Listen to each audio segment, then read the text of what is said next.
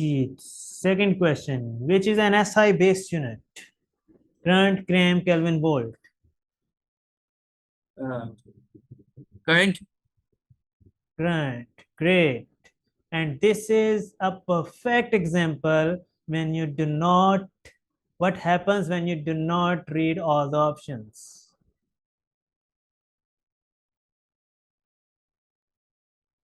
Current is base, okay. Gram is not a base. Kilogram है ना.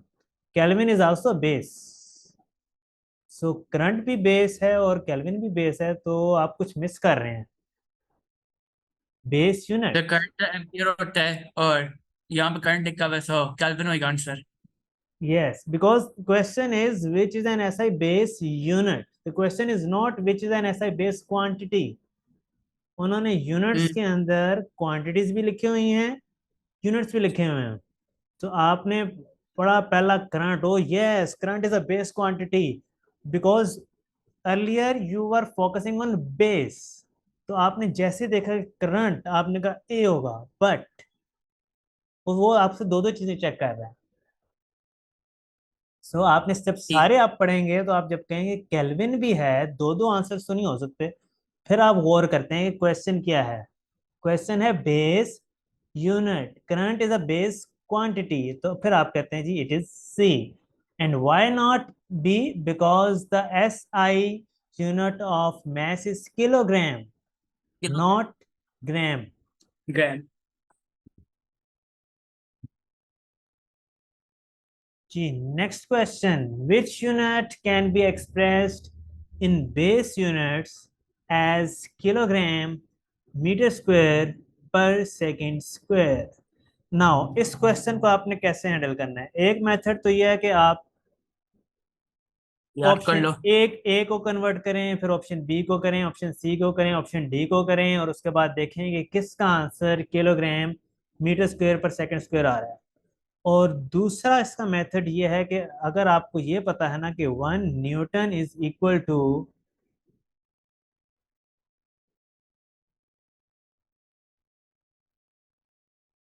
1 kilogram metre per second square, तो आपकी ज़िंदगी काफ़ी आसान हो सकती है. बिकॉज इसको आप इस टर्म्स में लिख लेंगे, kilogram metre per second square into metre.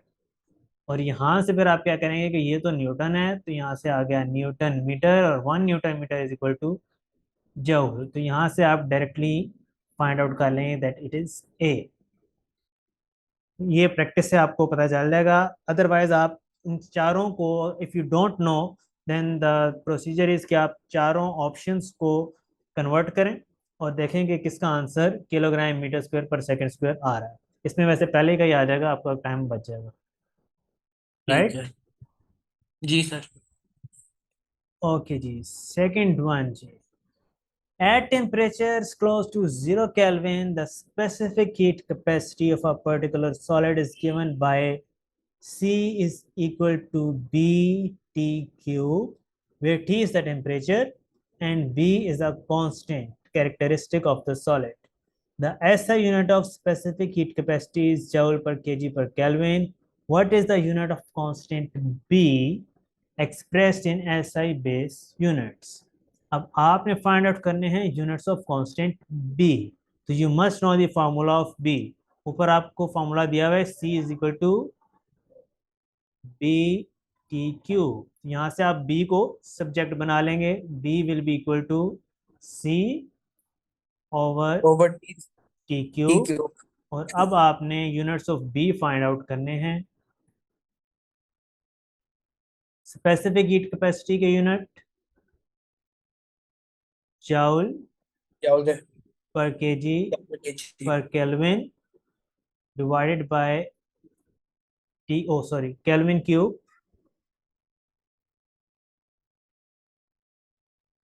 अब जूल को आप कन्वर्ट कर लें, तो जूल की जगह आ जाएगा आपके पास न्यूटन मीटर.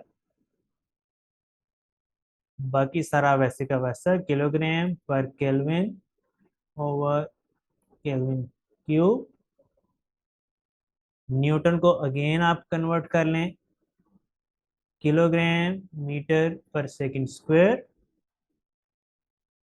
और ये वाला मीटर के लिए भी आप क्या करें, चलिए इसको अलग ही अभी फिलहाल लिख लेते हैं, मीटर पर केजी। और ये जो नीचे वाला केल्विन है इसको हम ऊपर अभी ले जाते हैं, पर केल्विन 4। और अब आप इसको सिंप्लीफाई अगर आप करें तो इट बिकम्स, ये इससे कैंसिल हो जाएंगे, metre square per second square per kelvin 4 power. तो इट इज ऑप्शन डी, जी राइट? जी sir. So now the next question is, which physical quantity could have units of Newton second square per meter? अच्छा, अब यहाँ पे ये जो आपसे वो पूछ रहा है, these are not in terms of base unit because Newton जो है it is not a base unit, but because you know the procedure तो आप इस क्वेश्चन को भी हैंडल कर सकते हैं, because basically आपको कॉन्सेप्ट आना चाहिए कि आपने कैसे यूनिट्स को एक दूसरे में कन्वर्ट करना है। तो अब आपने सब कुछ बेस यूनिट्स में कन्वर्ट नहीं करना, आपने देखना है कि Newton second square per metre ये किसका आ रहा है। सो अगेन हमने चारों ऑप्शंस को हमें देखना पड़ेगा। तो सबसे पहले एक्सेलरेशन देखते हैं, ऑप्शन ए को चेक करते हैं। एक्सेलरेशन का फॉर्मूला होता है a is equal to f over m from the second law. हमने change in velocity per unit time क्यों नहीं लिया, एफ ओवर एम क्यों लिया, बिकॉज यहाँ पे न्यूटन आ रहा है। सो न्यूटन आ रहा है, इट मीन्स कि कोई ना कोई फोर्स का आप एक्सप्रेशन होगा इन टर्म्स ऑफ फोर्स, तो ही आपका न्यूटन निकलेगा। So a is equal to f over m, f का यूनिट होते हैं न्यूटन, मैस का किलोग्राम, न्यूटन पर किलोग्राम। तो ए का तो नहीं आ रहा जी। बी का अगर आप देखें तो unit of force are newton, again ये रिक्वायर्ड आंसर नहीं आ रहा। सी का होते हैं किलोग्राम, ये भी रिक्वायर्ड आंसर नहीं आ रहा। मोमेंटम, मोमेंटम के यूनिट्स क्या होते हैं जी, किलोग्राम किलोग्राम मीटर पर मीटर सेकेंड, पर स्क्वायर मीटर पर सेकेंड। मीटर पर सेकेंड।